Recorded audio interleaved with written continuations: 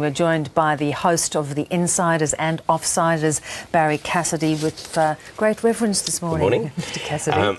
Yes, the one comment I would make is that if the newspapers are thinking about putting out a special edition, they'll have to take themselves off page one and put the Pope on page one, because as it stands, they missed this story, of course, because of the time that it broke, but the media is all over page one talking about itself. And different takes. Let's start with The Telegraph. It has an interesting insight into the actual cabinet deliberations on this. There's a whole range of different approaches to this story today. The Telegraph says that the cabinet was ambushed, that Stephen Conroy turned up and gave them very little information, that a few senior ministers had taken the decision, and that, of course, some of the ministers are very disappointed about that. The Financial Review says that Kerry Stokes violently opposes the changes.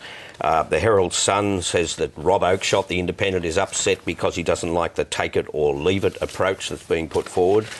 And the Australian talks about the fact that the government is about to unveil a spate of new policies to try and win support from the independents on this, for this particular policy.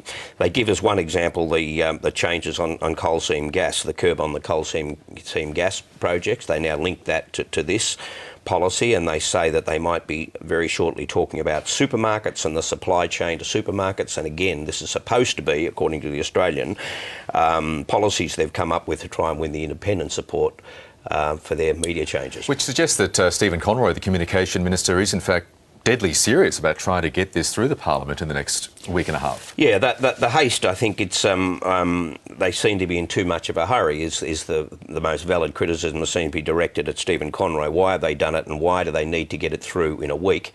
And whether the independents will be impressed with that is a key issue.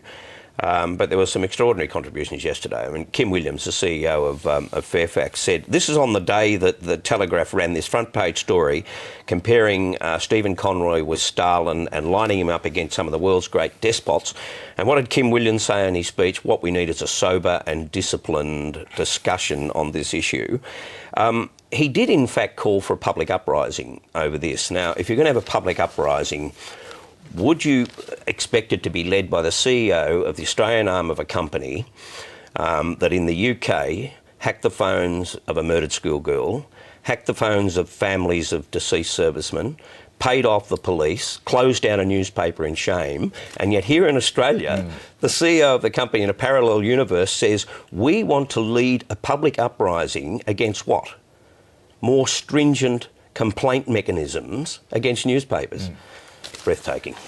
It is intriguing, though, but he's also coming out and, along with some of the other big media barons, suggesting that this is all in the public interest and that is all a fight to maintain high levels of journalism. Yes, they will argue that it's free speech against media, against government control of the media. Well, then you need to look at precisely what the legislation entails. Now, we'll know more details about that today. But essentially, it's saying on the question of complaints, it's saying that they will put in place a regulator, which again Kim Williams says has a Soviet-style name. But this regulator will ensure that the newspapers, they will self-regulate, but they will ensure they regulate, that they will do what they say they will do, and they'll do it in a timely fashion.